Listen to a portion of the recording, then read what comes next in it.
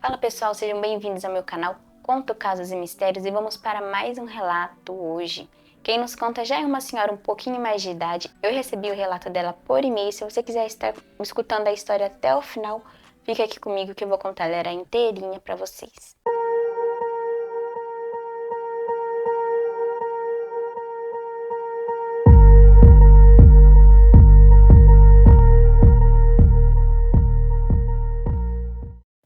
E vamos para o relato dela. Ela começa assim.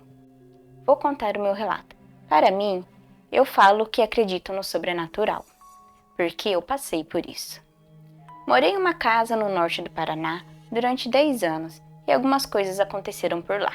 Nós alugamos essa casa. E eu, no dia, fui limpar, lavar a casa para nós mudarmos. Eu era casada e tinha mais 2 filhos. A casa tinha 2 quartos, uma sala e uma cozinha bem comprida. Tinha uma areazinha na porta da cozinha. Só que a casa era virada tudo para o mesmo lado. Um tanto esquisita aquela casa. A área de frente era um pouquinho mais alta, então todo mundo que chegava só entrava pela porta da cozinha. Todas as portas do cômodo davam para a cozinha. Uma porta ia para a sala, a outra porta ia para os quartos e a outra porta dava para um banheirinho que tinha no fundo. Fui lá, lavei a casa toda. Quando chegou no banheiro, um banheiro bem feinho mesmo, encontrei um monte de velas queimadas que derreteram e ficaram amontoadas ali. A casa era de comprido e lá no fundo tinha uma outra casa também. No mesmo terreno tinha uma casinha no fundo. Eu lavei o banheiro e nem me senti de tirar aquelas velas derretidas dali e acabei deixando por um tempo. Mudamos. O tempo foi passando e começamos a perceber que quando a gente chegava em casa do serviço e abria a porta da cozinha, parecia que uma coisa saía do banheiro e entrava no quarto. Tinha dia que a gente chegava e parecia que uma coisa saía do quarto e entrava no banheiro. Mas eu achava que era impressão minha. Perguntei para o meu marido se ele sentia isso também. Quando a gente chegava, parecia que entrava uma pessoa. Meu filho, ele também tinha essa impressão.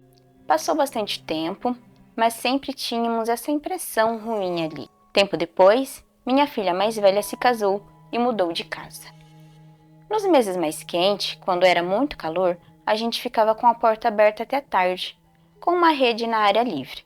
Os outros vizinhos também. Mas depois a gente fechava a casa e eu ficava lavando a louça, arrumando todas as coisas de madrugada. Tinha noite que eu ia dormir 3 horas da manhã, para limpar a casa toda, deixava tudo brilhando.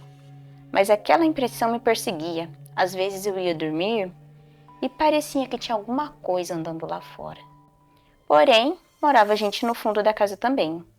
Mas eram muito tranquilos para estarem andando do lado de fora nesse horário. Todo sábado à noite, eu ia para o baile com a minha amiga. Mas quando a gente voltava do baile, sempre vinha algum amigo nosso trazer e esperar a gente entrar. Mas em um dia, meu vizinho do lado, que da porta da casa dele conseguia ver todinha a minha área, perguntou para mim se eu tinha ido no baile no sábado. E eu disse que sim. Ele falou para mim que tinha uma mulher loira, de vestido vermelho, sentada na área da sala, na parte mais alta. Dava para sentar ali como se tivesse uma muretinha. Ele falou que viu essa mulher loira na minha porta e pensou que ela estava me esperando. Ele achou aquela mulher estranha, mas quando afastou da porta e olhou novamente, ela já não estava mais. Mesmo assim, eu continuei indo no baile e quase não via nada a não ser aquela impressão ruim ao abrir a porta. Passou uns tempos. O rapaz que morava no fundo da minha casa precisava passar no corredor para entrar na casa dele. E tinha um portão pequeno que dividia a minha casa da dele.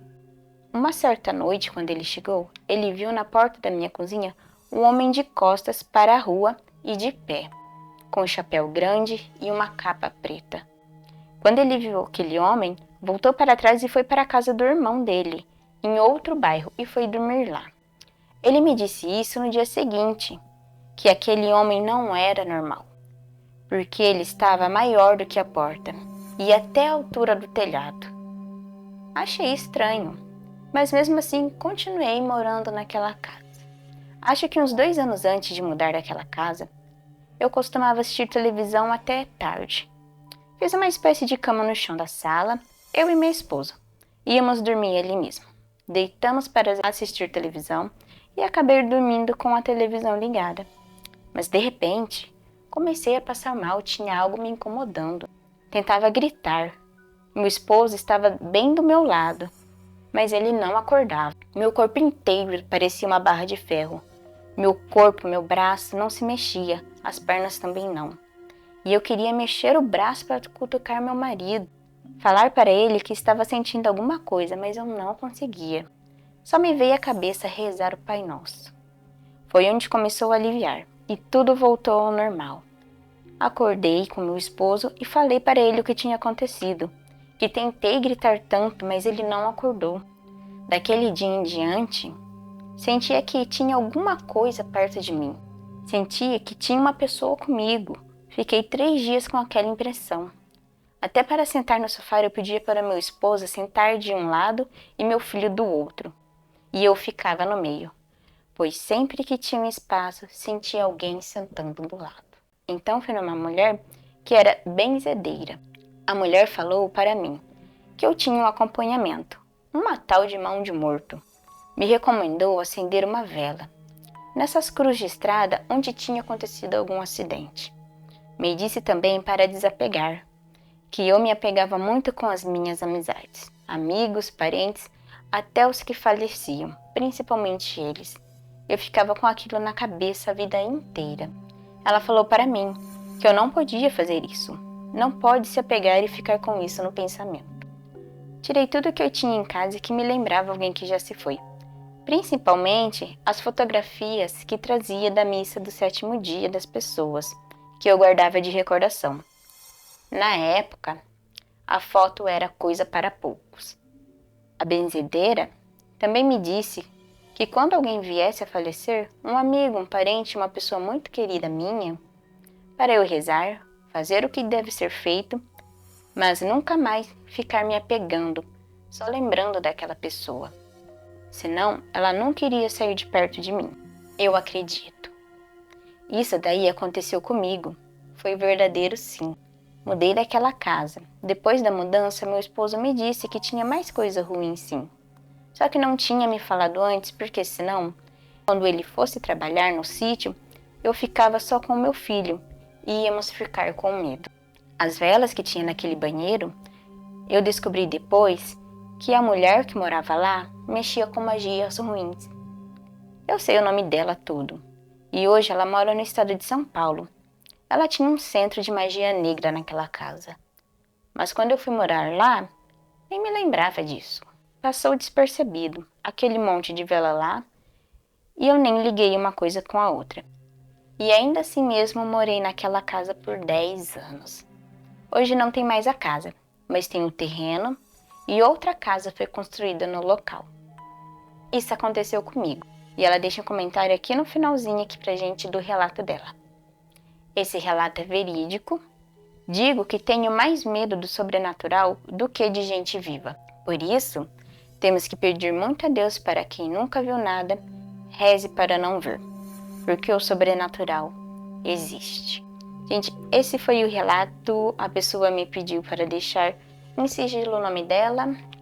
Um relato que aconteceu no norte do Paraná. Muito obrigada por mandar o seu relato por e-mail aqui pra gente. E se vocês têm um relato parecido, um relato misterioso, um relato curioso, um relato sobrenatural mesmo, manda aqui pra gente. Eu vou deixar o e-mail aqui embaixo, vou deixar o link na descrição também para ficar mais fácil para vocês.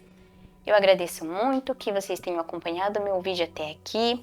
Se vocês gostaram da história, cliquem em curtir, compartilhem, por favor, se inscrevam no canal para me ajudar a crescer aqui no YouTube.